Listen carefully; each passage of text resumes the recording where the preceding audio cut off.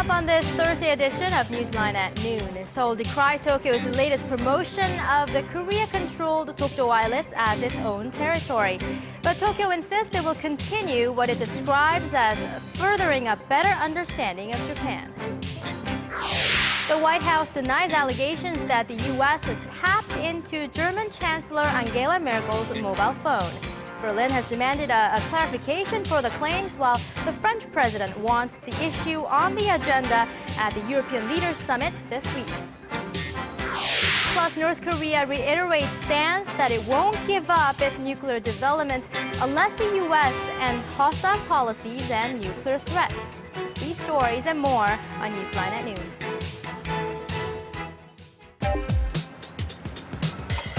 Where's the best place for bibimbap?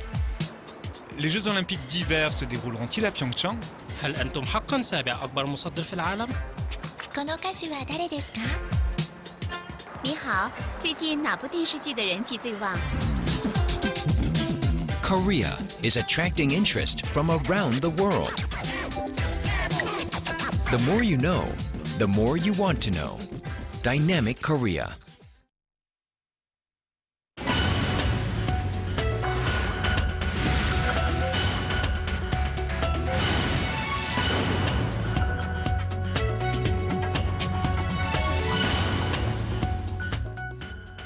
Thanks for joining us. You're watching Newsline at noon. I'm Choi Yuzan in Seoul. Good to have you with us. I'm Daniel Che, filling in for Mark Broom. We begin this newscast with Japan's groundless claims over Korean territory. The decades-old Dokdo controversy has re-emerged, this time over a YouTube video clip.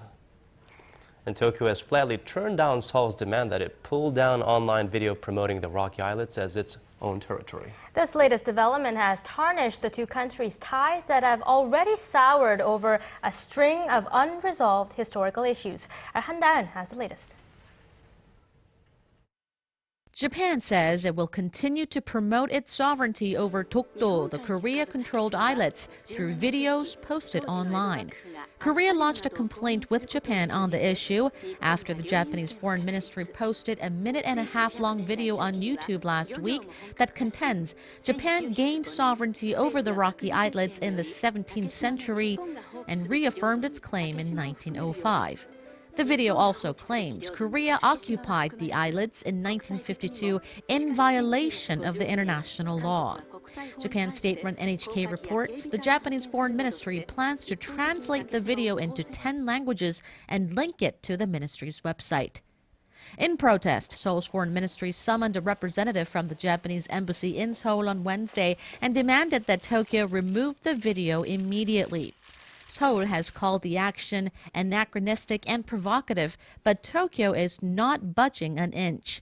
According to Kyodo News Agency, Japanese Foreign Ministry Press Secretary Kunisato told reporters that the government is doing what it must do to promote a more correct understanding of the situation. It appears the diplomatic tension will last for quite some time, as Tokyo also has plans to produce another video promoting its position that the correct name for the body of water between Korea and Japan is the Sea of Japan and not the East Sea, which is Korea's name for it. Korea isn't the only nation upset about Japan's nationalism. China on Wednesday also urged Japan to stop all provocations that are detrimental to China's sovereignty. Ministry spokesperson Hua Chunying made the remarks after the Japanese Foreign Ministry released a video online claiming sovereignty over another disputed island chain in the East China Sea, which China calls Diaoyu and Japan calls Senkaku. Hua said the Diaoyu Islands are part of China's inherent territory, a fact supported by historical evidence. Han Da-eun, Arirang News. Well, there has been a recent push to restart the six-party talks aimed at denuclearizing North Korea. The major players in those talks, namely South Korea and the U.S. on one side and North Korea on the other, couldn't be farther apart when it comes to the preconditions. In a latest development, Pyongyang reiterated that unless Washington ends its hostilities, it will continue its nuclear development program. Our Son Jang-in reports on the latest. North Korea will not sit back down at the negotiating table with South Korea and the United States unless they first stop demanding its denuclearization. That was the message North Korea's Foreign Ministry spokesperson sent through a statement on Wednesday. As long as nuclear threat continues from the outside, we must strengthen our nuclear deterrence. We will not tie down by anyone. Meanwhile, the U.S.-Korea Institute at the Johns Hopkins School of Advanced International Studies says North Korea has built 2 new tunnel entrances at its Punggye-ri nuclear test site. The institute said on its website 38 North on Wednesday that the progress seen in satellite images taken on September 27th suggests that the North may be preparing to conduct additional underground explosions in the future as part of its nuclear weapons development program. However, South Korea and the U.S. remain firm on their stance that a new round of talks will not take place unless North Korea demonstrates its seriousness about denuclearization through concrete actions. 손정인, Arirang News. UN investigators looking into human rights abuses in North Korea held a hearing in London to hear from North Korean defectors about their traumatic accounts of escape. Our UDN reports. A group of North Korean defectors recounted the stories of their harrowing escapes from their home country before a UN Rights Commission in London on Wednesday. The commission is the first UN panel to officially investigate human rights abuses in North Korea, and the London hearing is the third, following hearings in Seoul and Tokyo earlier this year. Park Ji-hyun wept as she told of her escape to China in 1998. After making it across the border, she was sold and forced into marriage with a Chinese gambler. She later gave birth to a son who she was forced to leave behind after she was arrested and sent back to North Korea. I called him the next day and I kept on telling him I'm his mother. He finally uttered the word mom and began crying. North Korea did not send a representative to the hearing, and Pyongyang continues to refuse to allow the UN Commission to carry out its investigation within its borders. The head of the UN Rights Inquiry Team, Michael Kirby, says, however, that these hearings will shed light on the realities of the human rights violations prevalent in North Korea. The panel will hold 2 more days of hearings in Washington on October 30th and 31st, and is scheduled to present its final report to the UN Human Rights Council in March. Yunian, Arirang News. President Park Geun-hye's top security aide has arrived in Washington for a 4-day trip. Their talks on South Korea's most pressing security issues will top the agenda. For this story, we turn to our Kim Hyun-bin. South Korea's Presidential National Security Advisor Kim Jang-soo arrived in Washington on Wednesday and is scheduled to meet with U.S. National Security Advisor Susan Rice and other officials for talks on regional and bilateral security issues. 2 issues are expected to dominate the discussions: North Korea's nuclear program and Seoul's request to delay the planned transfer of wartime operational control from the U.S. to Korea in 2015. We will be discussing many problems at hand, but I'm not here to reach any agreements. Regarding the delay of the OPCON transfer, Kim says he wants to build on the progress made by the Korean and U.S. defense ministers at their annual security consultative meeting in Seoul earlier this month. South Korean military officials say they need more time to prepare for the transfer, as Pyongyang is enhancing its nuclear and missile capabilities. But Washington is reluctant to push back the timetable. Kim also denies speculation that Korea might be looking to pair its missile defense system into the U.S. militaries. There is a disparity between the Korean air and missile defense and the U.S. missile defense system. With regard to North Korea's nuclear program, both Kim and Rice are widely expected to reaffirm their government's joint stance that Pyongyang must take steps to prove its sincerity before any talks can resume. Kim's 4-day U.S. trip comes as Seoul is preparing for high-level talks with Beijing next month. Kim Hyun-bin, Arirang News. South Korea's Science Ministry says it is busy working with public and private research institutes and other entities to realize President Park's vision for a creative economy. During an interview with Yonhap News Agency on Wednesday, Science Minister Choi Moon-gi said that his ministry has launched a variety of projects over the past 6 months and that some of them will begin to bear fruit by the end of the year. Specifically, he mentioned a new website launched last month that is designed to facilitate discussion about how to turn ideas and technologies into new businesses. For nearly 40 straight business days, foreigners have been buying up Korean shares, and that's just one sign that overseas investors see Korea as a stable and attractive market. Our Song Ji-san tells us more. Asia's popular safe haven. This is the new label increasingly associated with Asia's fourth largest economy, South Korea, according to foreign press. Foreign investors are pouring money into the Seoul bourse and are now in the midst of their longest buying spree of Korean stocks ever. The streak went into its 39th straight session on Wednesday, with a net buying totaling roughly 13 trillion won, or $12.3 billion during the period. Overseas investors now hold about one-third of the stock reflected in the benchmark Kospi and the tech-heavy Kosdaq. The foreign press and market analysts say it's not just one element, but multiple factors that made the Korean economy more stable compared to other emerging markets. Korea's export-led economy has managed to emerge relatively unscathed from the global economic slowdown. Its current account, the broadest measure of cross-border trade, posted a surplus for the 19th straight month. In fact, the Korean won was among only a few currencies that have actually strengthened since the news broke in May of the Fed's plan to roll back its stimulus program. Earlier this month, the International Monetary Fund rated South Korea as one of the best places to weather global market volatility resulting from the withdrawal of U.S. monetary stimulus, based on criteria such as currency reserves and reliance on foreign funding. With all these elements taken into account, South Korea has transformed itself from a country once crisis-prone to one that has become increasingly resilient to external shocks.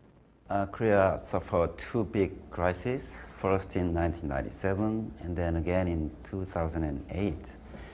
The common lessons from them were that each country has to keep the current account in surplus and the debt positions healthy. Korea followed those two lessons very faithfully. Investors seek better gains and lower risks, and the market consensus is that foreign money will continue to flow into Korea for the time being. Song Ji-sun, Arirang News. The growing trend among Koreans of delaying marriage is having an effect on the number of newborn babies in the country. Statistics Korea said Thursday that around 36,000 babies were born in August, down more than 11% from the same period a year ago. That's the 8th straight month of decline. A statistics official attributed the figures to a drop in marriage numbers last year, but added that a recent rise in marriage rates could eventually reverse the trend. The number of marriages in August stood at around 25,000, up nearly 5% from a year earlier.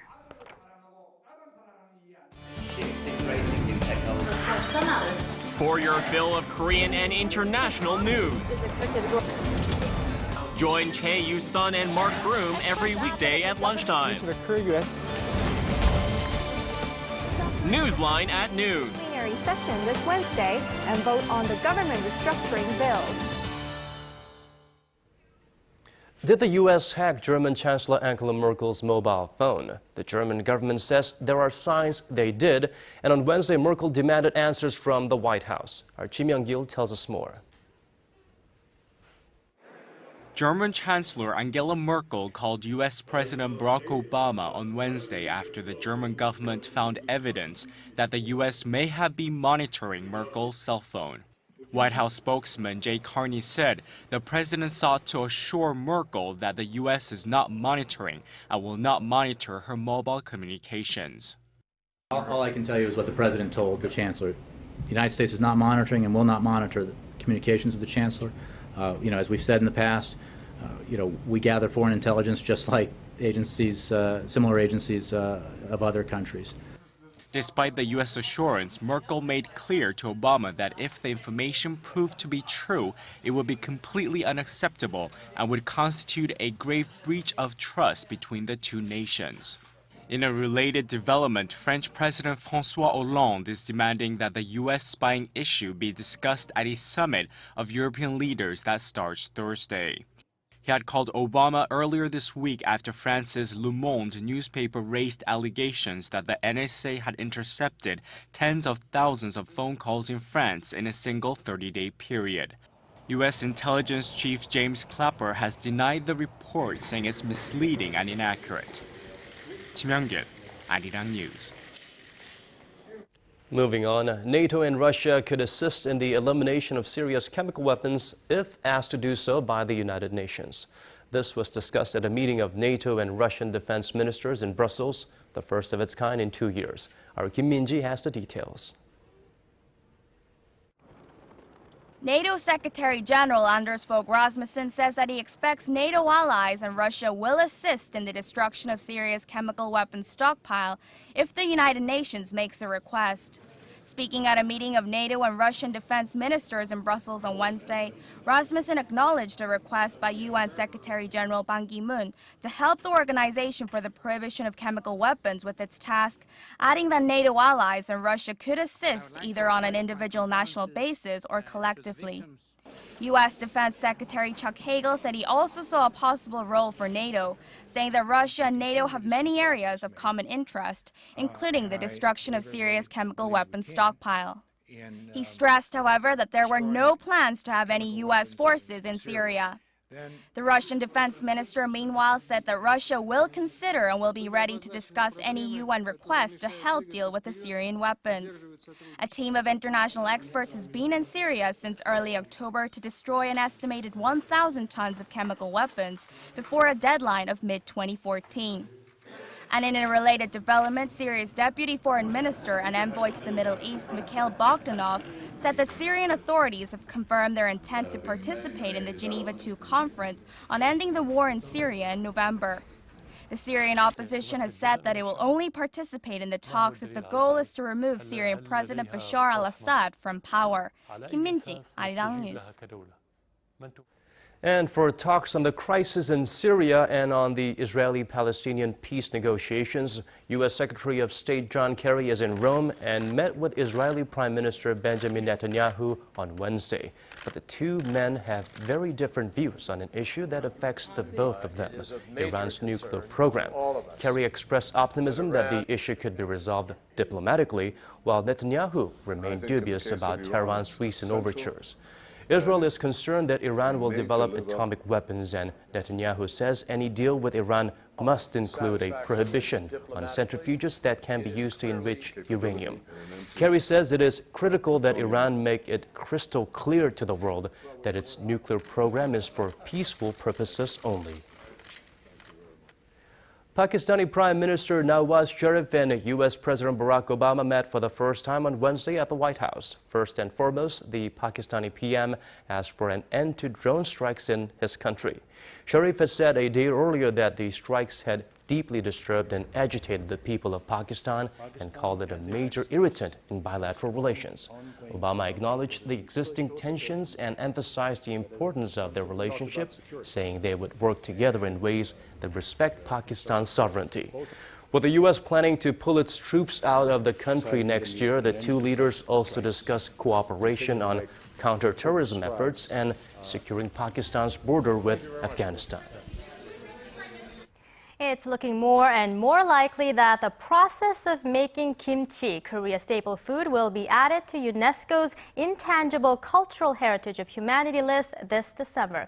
Korea's Cultural Heritage Administration said Wednesday that the process has been given the status of inscribed by the UNESCO body responsible for reviewing nominations. Once an item is recommended for inscription, it almost always makes the final cut.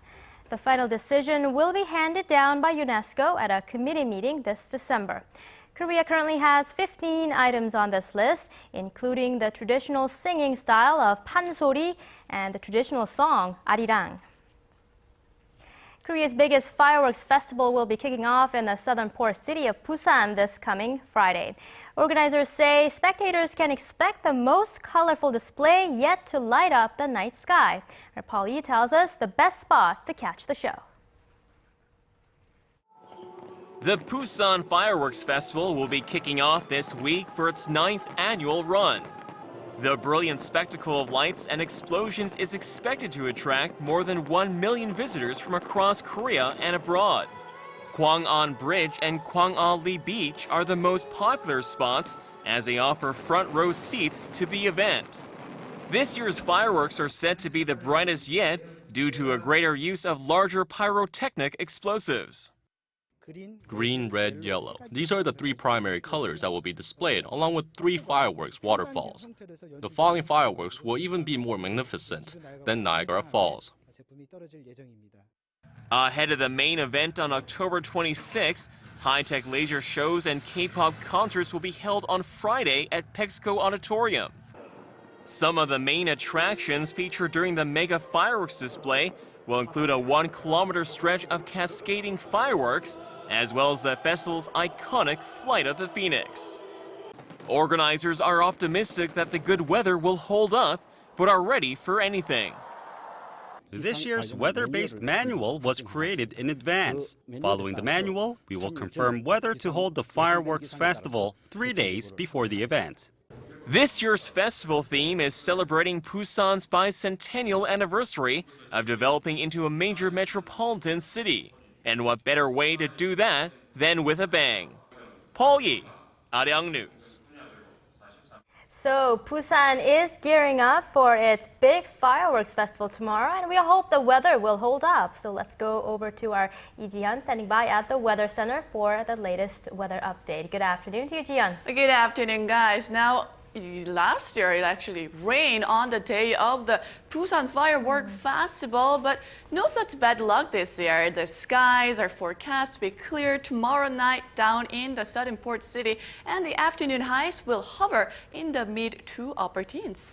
Well, I'm hoping it will be even bigger and better than the one they had in Seoul, but we also hear it will get a lot chillier once the sun goes down, so over there in Busan you might want to keep that in mind, and if you're planning to check the festivals out outdoors, might want to dress warmly, right? Absolutely. And you might also want to arrive early. About 1.5 million people are expected to attend this year's festival, so it's going to be crowded. Moving on to weather forecast for today, we're about to get a blast of cold air in the nation. Our daytime highs today will be about 4 degrees lower compared to yesterday, but at least it's not raining. In fact, it only rained about 3 days so far this month in Seoul and the surrounding areas, so the air is pretty dry, which means conditions are right for the fires. So be careful when you're handling fires. Now, looking ahead for tomorrow, we have a chilly Friday on tap. The afternoon high should be much cooler than today, with temperatures dropping to mid-teens, but we will still have a lot of sunshine. The morning lows will plunge to 6 degrees here in the capital tomorrow, so it will feel like early winter like again. And one of the ways to keep warm is to wear a muffler. It increases your body temperatures about 3 to 5 degrees, so you might want to break out your mufflers and dress in layers tomorrow. With that in mind, let's take a look at the readings for today. It looks like the afternoon high in Seoul will only make it to 18 degrees Celsius. That's 4 degrees lower than yesterday, while Daegu, Gwangju, and Busan will all get up to 21 degrees Celsius. Now let's see how other regions are looking.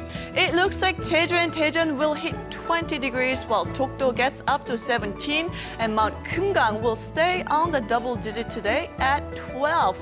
Now that's all I have for you today. Hope you have a wonderful rest of the day, and let's send it back to Daniel and Yusan in the studio.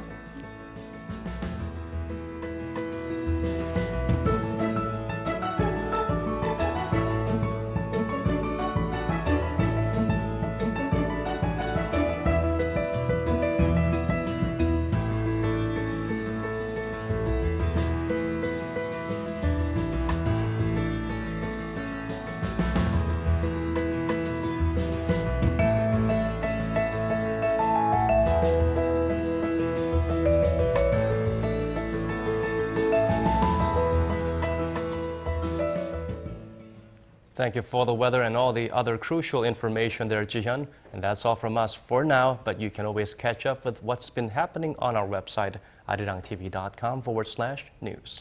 Thank you for watching, and do stay with Arirang TV for more on the day's headlines.